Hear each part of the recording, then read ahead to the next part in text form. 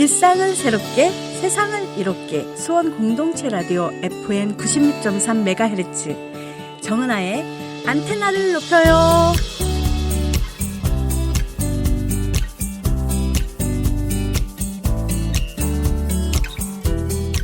일상을 새롭게 세상을 이롭게 수원 공동체 라디오 96.3 정은아의 안테나를 높여요. DJ 정은아입니다. 안녕하세요 청취자 여러분. 오늘은 특별한 주제로 여러분을 찾아왔어요. 바로 기부에 대해 이야기하려고 합니다. 기부는 단순한 자선이 아니라 우리의 삶과 사회를 변화시키는 힘을 가진 특별한 행동이죠. 많은 사람들이 기부에 대해 말할 때 나에게는 그리 중요하지 않아 라고 생각하는 경우가 많아요. 하지만 이런 생각이 변화되고 많은 사람들이 함께 기부에 참여할 때 사회에 큰 영향을 끼칠 수 있습니다. 오늘 이 시간을 통해 기부의 의미와 힘을 다시 한번 생각해보는 시간이 되길 바랍니다. 그럼 시작해볼까요? 첫 노래는 유나의 우산입니다.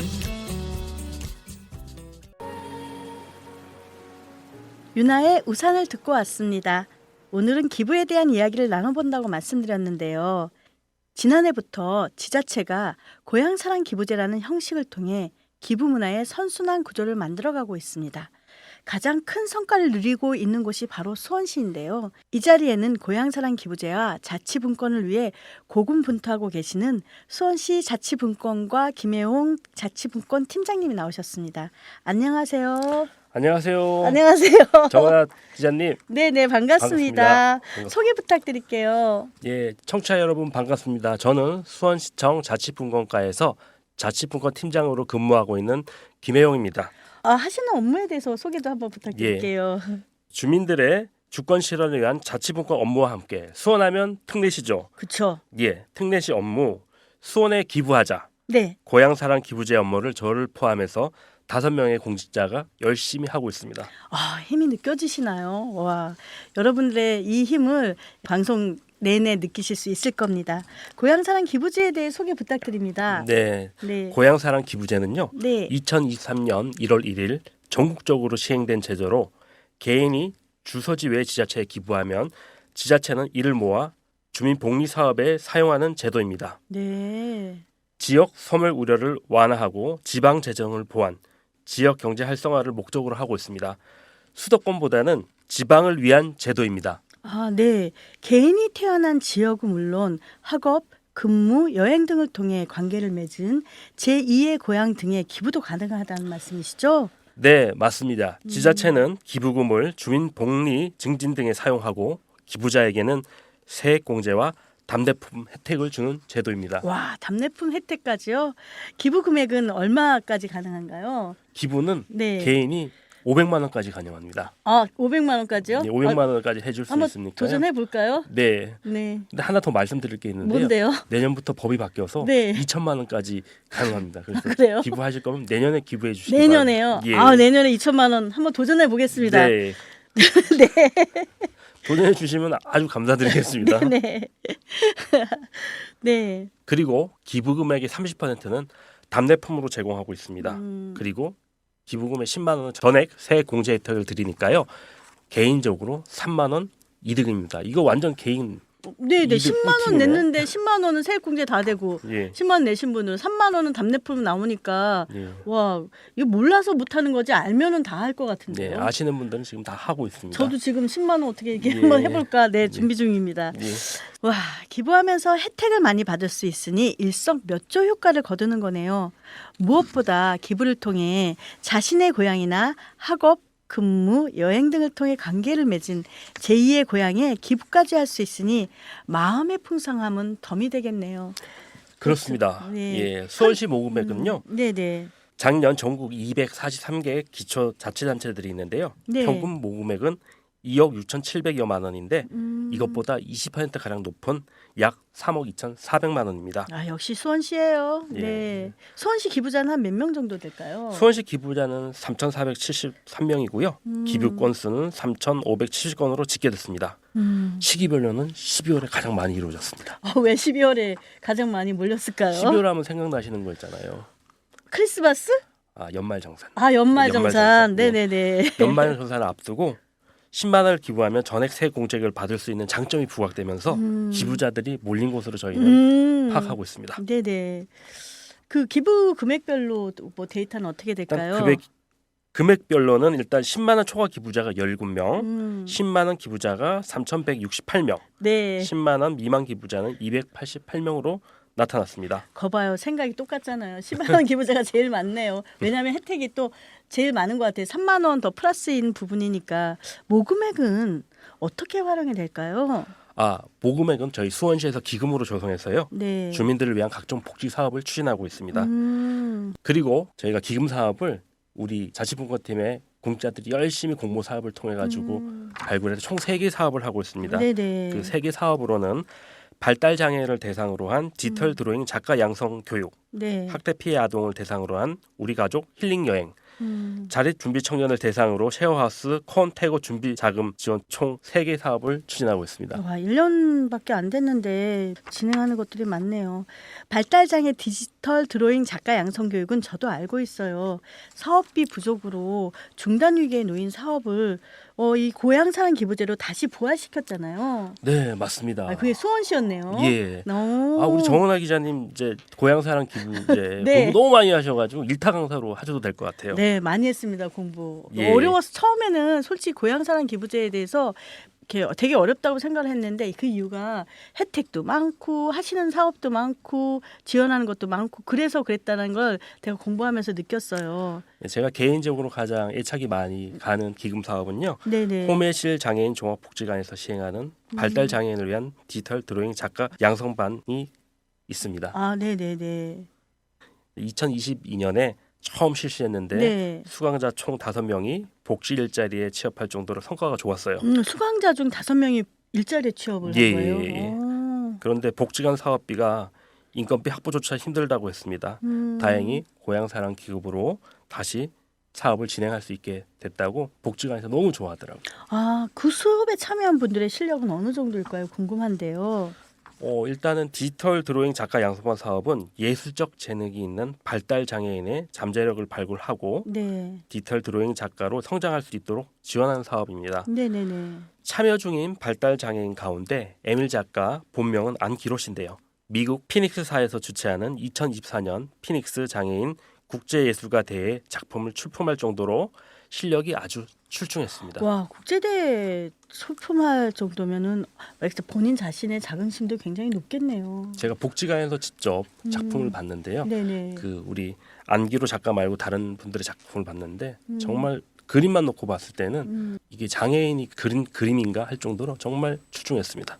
이게 되게 의미가 있는 게 실질적으로 장애인이신 분들은 본인이 그리고 싶어하는 그림들이 있는데 발달 장애인이신 분들은 그걸 표현하는 데 많은 어려움이 있으세요. 그래서 이번에 이런 사업을 통해서 본인의 욕구를 표현한다는 것 자체가 굉장히 의미 있는데 그것뿐만 아니라 취업도 하고 그리고 국제대회까지 출품한다는 것 자체가 본인 개인 한 사람 한 사람이 굉장히 자긍심을 가질 수 있는 사업이라고 저는 생각을 해요. 예산이 부족해서 지원이 힘들었다? 와, 그거는 정말 좀 그 운영을 하시는 분들도 많이 안타까웠을 텐데 이게 고향사랑 기부제를 통해서 예산이 지원됐다 하니 개인적으로도 되게 많이 의미가 있겠다 이런 생각을 하셨겠어요. 네, 저희가 이렇게 지원을 하다 보니까 복지관의 관계자분들도 고향사랑 기부제에 많은 관심을 가지고 있고요.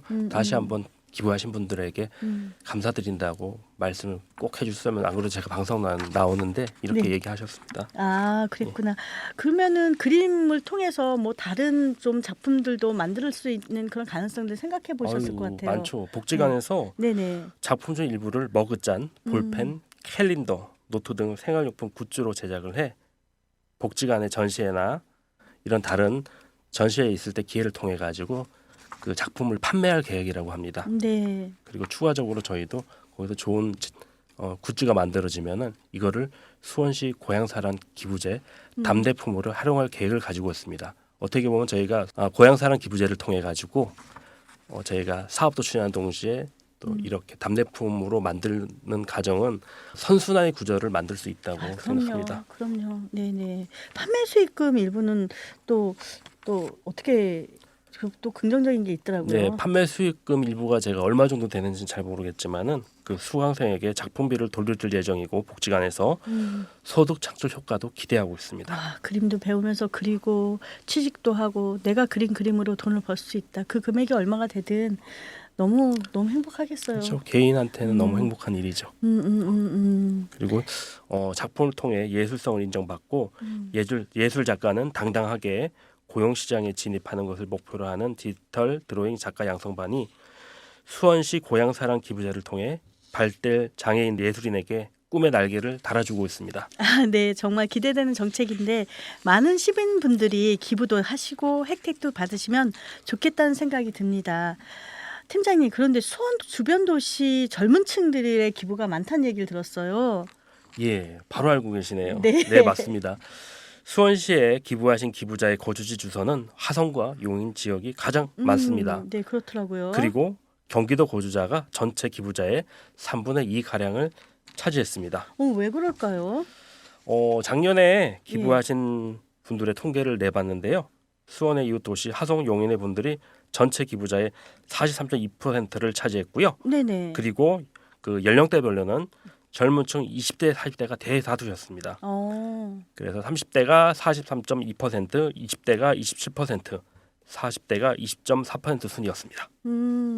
젊은 분들이 많은 거는 이게 요즘 젊은 사람들이 재테크에 관심이 많잖아요. 그렇죠. 네네. 세액 공제 혜택 그리고 답례품까지 있으니까 고향사랑 기부제에 관심이 많이 가지고 있는 것 같아요. 맞습니다. 우리 정원아 기자님이 말씀하신 대로 젊은 분들이 재테크에 관심도 많으시고 세액 공제 혜택과 답례품이 주어지니까 고향사랑 기부제에 많은 관심을 가져주신 것 같습니다. 네.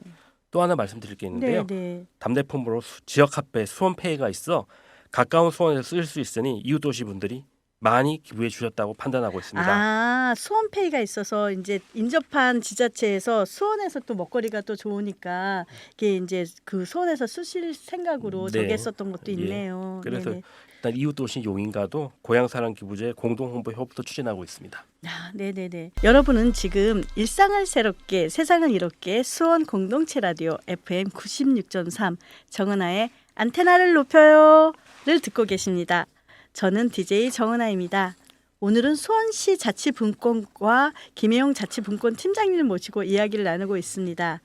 고향사랑 기부제에 대해 이야기를 나누고 있는데요. 기부자에게 기부 금액 30% 상당의 답례품을 제공하고 있다고 말씀하셨잖아요. 답례품은 어떻게 구성하고 있나요? 일단 우리 수원시 관내에서 만든 생산 제조품 그리고 체험 상품권 등 수원의 대표 상품으로 다양하게 구성하고 있습니다. 그다음에 그 답례품을 제공해 주시는 업체는 25개 업체 총 50개의 답례품이 있습니다. 와, 선순환 구조가 발생하겠네요. 네, 네네. 그렇죠. 네네. 지역 경제 활성화도 되고 맞아요. 그 지역에서 만든 것도 만든 거를 팔기 때문에 지역 지역 경제에도 도움이 많이 활성화되고 되고. 네. 일자리도 만들고. 야, 이거 누가 만들었냐? 아, 네네. 제가 봐도 잘 만든 것 같습니다. 네네네. 그리고 답례품은 지역 화폐 아시죠? 수원페이 예, 포함해서 영화 극한 직업하면 뭐가 생각나세요? 통닭. 그 이름이 뭐였죠? 수원 왕갈비 통닭. 아, 수원 안갈비 통닭. 네. 그리고 수원의 대표 쌀 브랜드 정담이 정담이. 그리고 수원 약가. 아, 수원 약가도 있어요. 예, 정약원 선생님 수원 약가를 좋아하셨다고. 네, 제가 38대 후손입니다. 네. 수원 한우는 정말 다양하죠. 아, 수원 한우요. 예. 진짜 다양하네요. 네네. 그리고 저희가 답례품은 모집 공고를 통해 답례품 선정위원회를 통해서 선정하고 있습니다. 선정된 물건을 답례품으로 활용되고 있으니까 시민들도 믿고 활용할 수 있는 거네요. 그렇죠. 네. 그 고향사랑 기부에 대해 다시 한번 여쭤보겠습니다. 어떻게 기부하면 되나요? 개인의 고향이나 원하는 지자체에 기부하시면 되는데요. 온라인 검색 포털에 고향사랑 기부제 아, 이게 뭐 네이버나 뭐 이런데 예, 고향사랑 그렇죠. 기부제 하면은 딱딱 통보가 그렇게 검색하시면은 고향사람 이음이라는 사이트로 연결이 돼요. 거기서 기부하시면 되고요.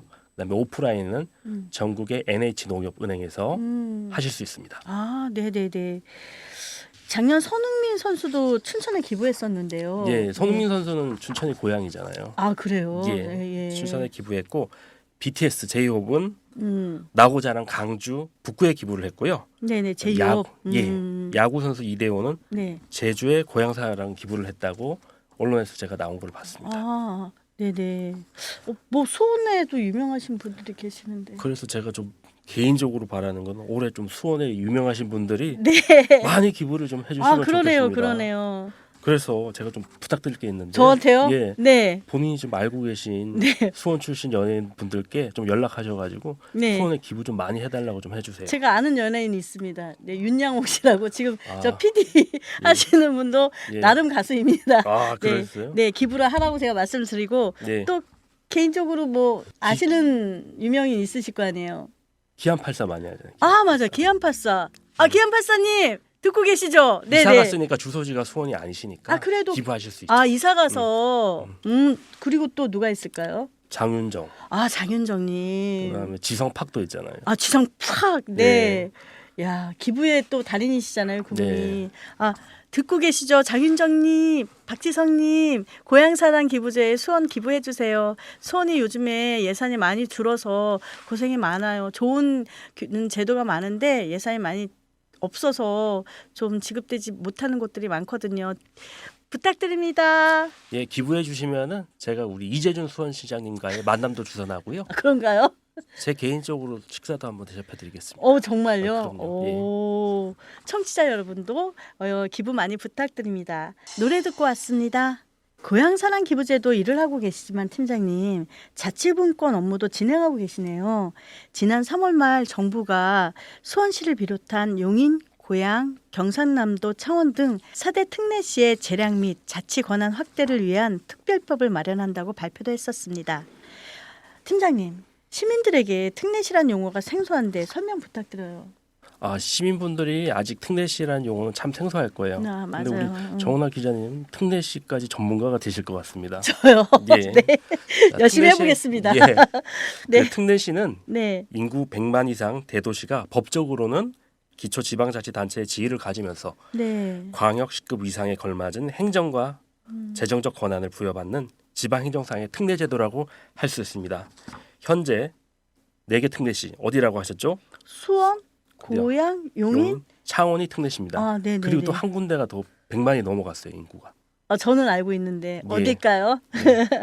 바로 하성이고요. 예. 올해 연말까지 하성의 인구가 100만을 유지하면 하성시도 특례시가 됩니다.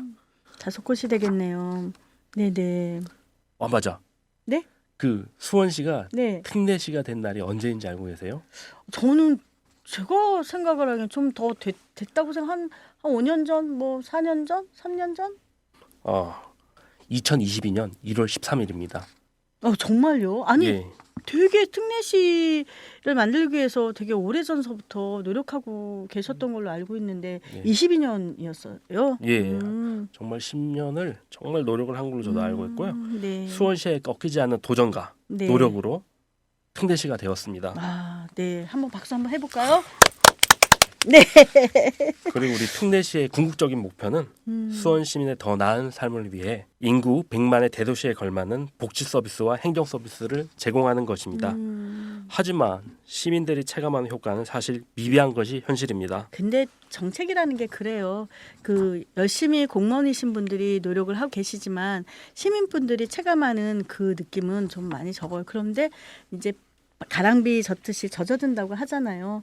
그 뭐 여러 가지 형태로 시민들이 특히 수원 시민들은 공무원이신 분들이 정말 열심히 노력의 결과 많은 혜택들을 누리고 계신 게 또 사실이고요. 네. 그래서 특례시라는 이름에 걸맞은 행정을 하기 위해 실질적이고 필수적인 권한 확보를 위해 특례시 지원 특별법 제정이 절실했는데 그랬겠네요. 네. 대통령께서 지난 3월 25일 용인시청에서 열린 민생토론회에서 특례시 지원 특별법 제정을 약속해 주셨습니다. 아, 네, 맞아요, 맞아요. 혹시 진행하고 있는 게 있나요?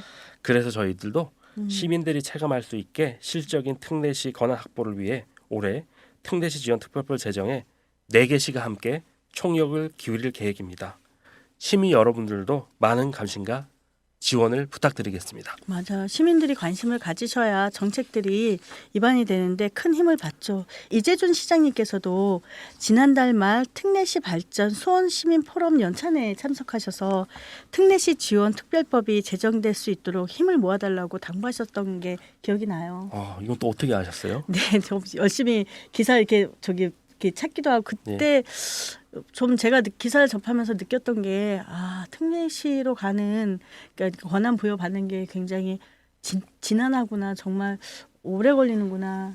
왜냐하면 처음에 초창기에 제가 화성우산 기자 활동을 하다가 수원을 넘으면서 특례시 이제 뭐 이 부분에 대해서 만들려고 되게 노력했던 것들을 알고 현장도 같이 가고 그랬는데 전 솔직히 금방 이루어질 거라고 생각을 했어요. 그런데 아까 말씀드린 대로 2022년도에 이제 이게 진행이 됐다 하니 얼마나 많은 분들이 마음 속으로 답답해할까 이런 생각이 솔직히 들면서 이재준 시장님의 그 내용들을 살펴봤던 기억이 납니다. 네, 우리 이재준 수원시장님은 정말 시민들을 위해서 열심히 일하고 계시고요. 그렇죠. 네. 시정 방향은 늘 시민들을 위한 행정을 펼치고 계십니다. 네네네. 새롭게 빛나는 수원시의 새로운 발전을 위해 특별법 제정이 반드시 필요함에 따라 지난 5월 8일 수원시 국회의원 당선자분들을 모신 자리에서 특례시 지원 특별법 제정 건의문을 직접 전달하셨습니다. 네, 요즘에 우리 이재준 시장님께서 여러 가지의 건의문을 이제 국회, 뭐 정부 이번에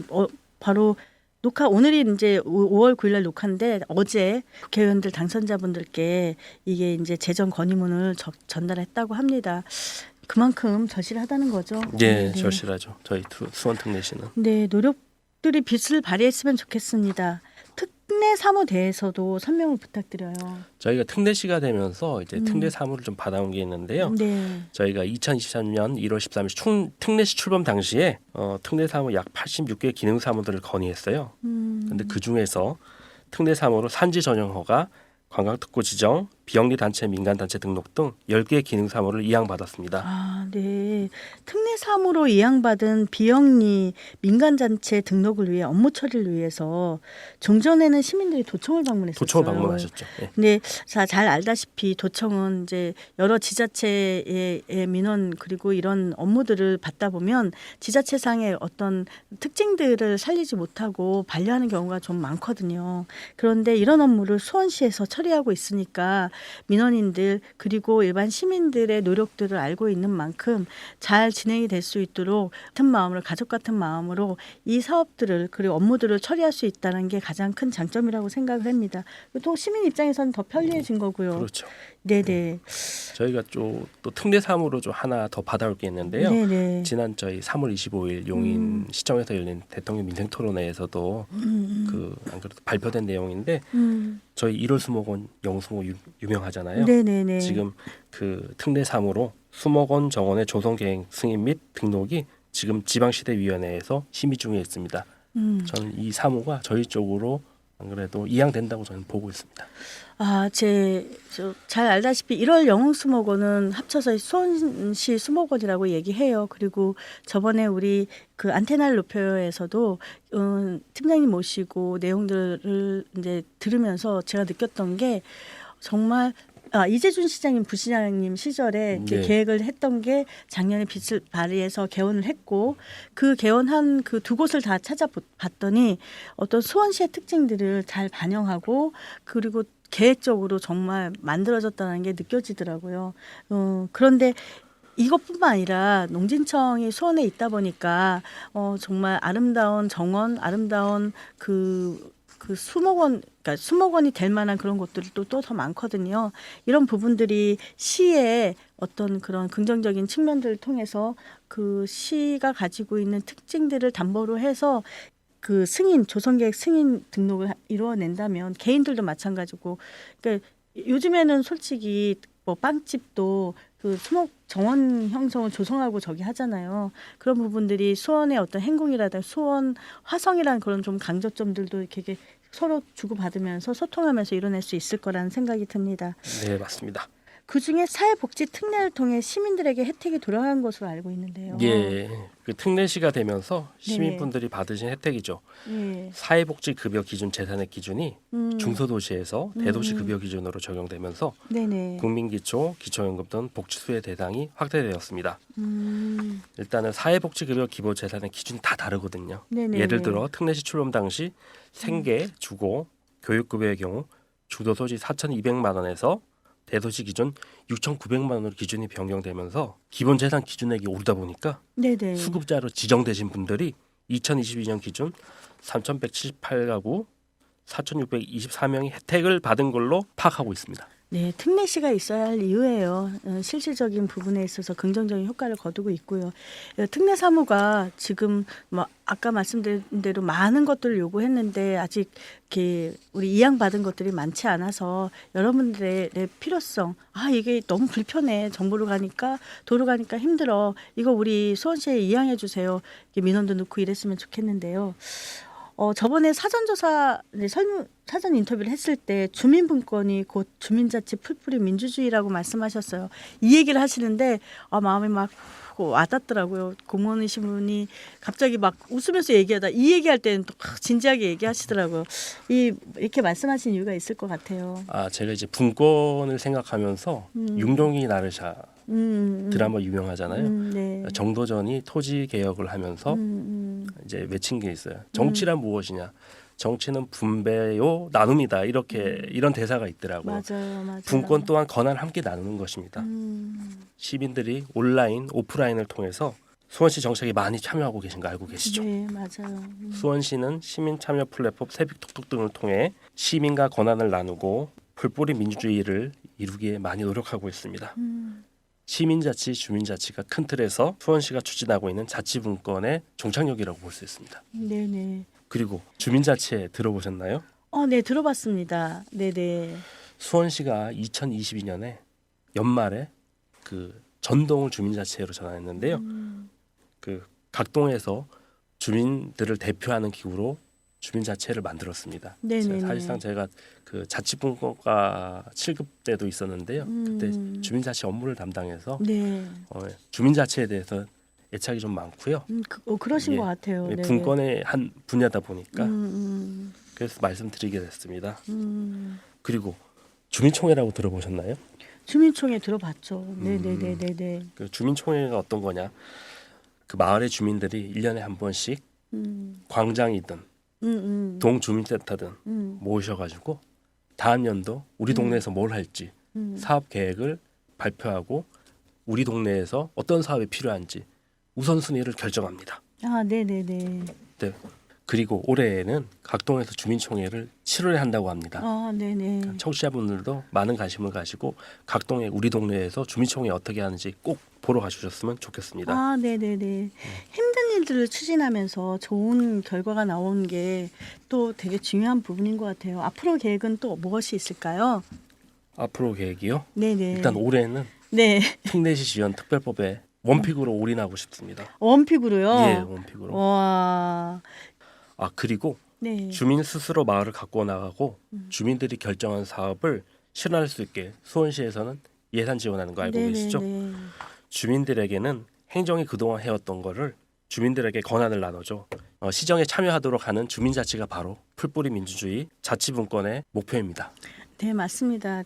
주민자치회가 지금 이제 자리를 잡아가고 있어요. 주민총회를 통해서 자기 마을에 어떤 문제점들을 투표를 통해서 하나의 아니면 두 개의 사업을 정하고 그걸 사업을 추진하는 부분들이 굉장히 긍정적인 측면인데 지금 이제 요즘에 마을 만들기 조례 폐지의 부분이 움직임이 있어서 여기 주민자치뿐만 아니라 마을 만들기에 계신 분들도 많이 고민이 많으세요. 중요한 거는 수원시는 주민이 주체가 돼서 마을 만들기를 통해서 선순환 구조, 그러니까 시민들이 원하는 그런 구조들을 만들어가고 아름다운 마을을 만들어가는 그 문화가 형성이 돼서 주변의 지자체, 인근 지자체에서도 굉장히 부러워하고 있어요. 제가 며칠 전에 그 남수동 청춘공방에 갔는데 회의할 곳이 없어서 이제 좀 고민이 있었는데 거기를 장소를 빌려주셔서 거기 처음으로 갔는데 거기에 어르신들이 보통 노인정이라고 하면 어르신들만 이렇게 왔다 갔다 하는 쉼터라고 생각을 했는데 그분들이 주체가 돼서 본인들의 돈을 내서 그 사업장을 인수를 하고 그러니까 임대를 한 거죠. 임대를 해서 그분들의 장점, 어르신들의 장점이 지혜 그리고 음식 만드는 거잖아요. 그 음식을 직접 만들어서 모여서 음식을 만들어서 그걸 판매하는 그런 공방을 제가 갔다 왔어요. 그걸 보면서 제가 마음이 되게 많이 따뜻해졌어요. 근데 그런 마을을 지원해주는 너 당신이 이걸 하고 있으니까 잘하고 있어요라고 인정해주는 거잖아요. 조례라는 것들이 그런 조례 부분들이 굉장히 유지가 잘 됐으면 좋겠는데 매번 몇 년 전서부터 꽤 오래전서부터 2017년부터 조례 폐지가 계속 많이 나왔기 때문에 좀 마음이 안타깝게 생각하고 있습니다. 주민자치 스스로 마을을 만들어가는 것 그걸 인정해주는 제도의 마련이 무엇보다 시급하고 그 특례시의 부분들도 주민자치가 먼저 진행되는 부분들이니까 그 부분들에서 많은 분들이 관심을 가졌으면 좋겠다는 개인적인 생각입니다. 너무 얘기가 길어졌네요. 분권팀장으로서 어려움이 많을 것 같습니다. 어려움은 무엇일까요? 제가 분권 팀장으로 한 3개월 정도 근무했는데요. 분권 정말 어렵잖아요. 네, 그렇죠. 공부할 것도 많고 그다음에 특례사무, 이행사무에 대해서는 사무 자체가 타부서의 업무다 보니까 그 타부서 업무도 숙지하다 보니까 그게 좀 어려움이 있었습니다. 그리고 저희가 특례시를 특례시답게 만들기 위해서 노력하고 있는데 저희가 특례시가 됐지만 사실상 시민들이 체험할 수 있는 그런 권한은 못 받다 보니까 이게 중앙정부가 도와주지 않으면은 저희는 정말 어렵습니다. 다행히도 대통령께서 민생토론회에서 약속해 주시고 지금 중앙정부에서도 행정안전부의 관계자분들이 정말 많이 또 도와주고 계세요. 아, 행정안전부에서요? 예. 와, 행정안전부가 도와준다는 거는 굉장히 긍정적인 신호이긴 해요. 왜냐하면 분권 처음에 이제 그 특례시 추진을 위해서 노력을 했을 때 많이 안 죽인 부분들이 저기 행안부였거든요. 그러니까 그분들이 안 움직이고 싶어서 안 움직인 게 아니라 모든 것들이 사업에 이제 입안이 되면 그 사업 입안 이후에 이제 변화되는 것들이 너무나 많기 때문에 공무원 지원이라든가 이런 부분들이 많기 때문에 사실상 없는 이제 시민의 혈세를 어떻게 잘 활용할 것인가 고민한 것들이 뭐 또 행안부잖아요. 근데 오랜 고민 노력 끝에 움직이고 계시다고 하니까 예. 또 대통령님이 또 움직이시니까 함께 움직이는 거 아닌가라는 생각이 드네요. 네. 그리고 특례시로 가는 과정에 전에는 수원시 혼자 좀 외로웠다면 4개 특례시가 있으니까 그래도 든든한 지원거들이 있으니까 함께하니까 더 좋은 것 같습니다. 아유, 힘든 일들을 추진하시는데 좋은 결과가 나오길 기대합니다. 앞으로의 계획 있으신가요? 앞으로의 계획은 네. 일단 저는 원픽입니다. 원픽입니까? 특례시 지원특별법 제정. 아, 여기에 올인하는 겁니까? 저희 올인할 겁니다. 와, 특례시 지원특별법 제정 올인입니다. 팀장님, 네. 이 올해 특례시 지원특별법 제정 되면 예. 제가 밥 한번 쏘겠습니다. 알겠습니다. 커피는 제가 사겠습니다. 아, 그런가요? 예. 네네. 또 팀원 5명으로 예. 정말 막 실질적으로 어떤 것들을 정책을 이제 수립하려면 행안부 정말 계속 왔다 갔다 차를 가지고 왔다 갔다 하셔야 되거든요. 그것뿐만 아니라 뭐 문서도 많이 주고받아야 되고 이런 부분이 있는데 정말 성공하길 기대하겠습니다. 다음 소개하실 정책과 수원시 직원은요. 이 말씀 드려야 되는데요.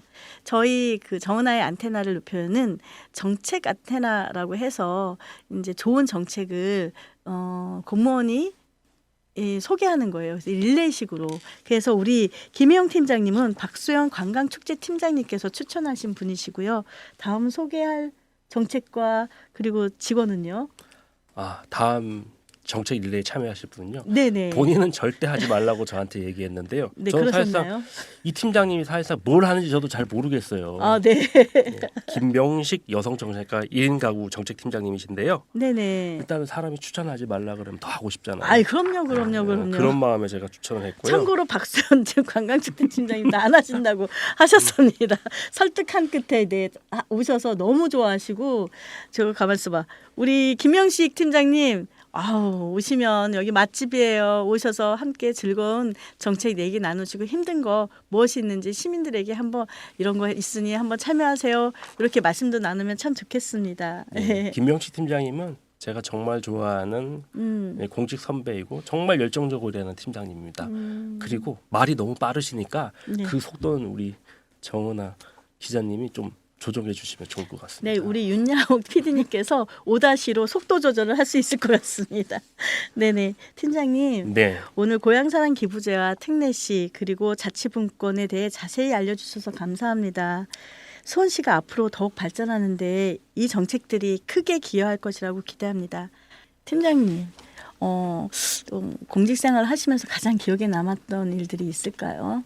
제가 아무래도 공직생활하면서 처음 발령지가 원천동 행정복지센터였어요. 아, 네네. 그런데 이제 6급 팀장이 되고 나서 원천동으로 다시 갔는데요. 그 당시에 같이 또 일해 주시고 격려해 주셨던 분들이 많이 남아 계신 거였어요. 그때 이제 제가 결혼도 안 했으니까 네. 제 자취방을 얻어주신 분이 지금 원천동에 윤재춘 주민자치회장님이세요. 그래서 너무 반가웠고요. 네. 너무 원천동 갔을 때 따뜻하게 옛날처럼 잘 대해주셔서 너무 좋았습니다. 아시는 분은 아시겠지만 원천동 아시죠? 그 MT 장소로 대학교 MT 장소로 유명했던 원천동 저수지가 없어져서 많이 아쉬워요. 근데 이제 그 당시에 좀 활동 그 일을 하셨다는 거잖아요. 예. 네네네. 뭐 가족들에게 한 말씀? 요즘에 안 그래도 저희 집사람도 같은 수원시 공자인데요. 네. 제가 수원시 공무원이 돼서 집사람 만나서 결혼해서 예쁜 두 아들 잘 나가지고 잘 키우고 있습니다. 요즘에 좀 집사람한테 소홀한 것 같은데요. 네. 미안하다는 말 좀 전해주고요. 저희 아이들을 지금 두 아들을 저희 장인어른 장모님이 또 케어해주고 계세요. 장인어른 장모님께 감사드린다고 말씀드리고 싶습니다. 아이들에게도 네, 우리 아이들이 네. 너무 밝고 잘 자라줘가지고요. 애들 이름 우리 아들 첫째 아들이 김예건, 둘째 네. 아들이 김시우인데요. 한번 말씀해 주세요. 보고. 예. 우리 김예건, 김시우 사랑한다고 말해주고 싶습니다. 아빠가. 공직자로 살아간다는 건 특히 수원시 공무원으로 살아가는 건 참 힘든 것 같아요. 아까 얘기한 대로 100만 특례시라는 거는 그만큼 공무원이 감당해야 할 시민의 몫이 되게 크다는 거거든요. 그럼에도 불구하고 열심히 활동하시는 공무원들 그리고 우리 김혜용 팀장님과 사모님 그리고 자녀분들도 이 수원시 안에서 또 아름다운 모습으로 성장하기를 또 기대해 보겠습니다. 팀장님, 오늘 고향사랑 기부제와 특례시 그리고 자치분권에 대해 자세히 알려주셔서 감사합니다. 수원시가 앞으로 더욱 발전하는데 이 정책들이 크게 기여할 것이라고 기대하고요. 청취자 여러분들도 고향사랑 기부제에 많이 참여해 주시기 바랍니다. 그리고 아까 말씀드렸던 박지성님, 장윤정님 그리고 또 누구였죠? 기안84. 예, 기안84님. 네, 고향사랑 기부제 꼭 참여해 주세요. 오늘 방송 들어주셔서 감사합니다. 다음에는 더 좋은 소식으로 찾아뵙겠습니다. 김혜영 팀장님 초대 응해주셔서 감사하고요. 정말 유익한 시간이었어요. 저도 좋은 기회를 주셔서 너무 감사드립니다. 네, 인사드리도록 하겠습니다. 여러분 다음 시간에 만나요.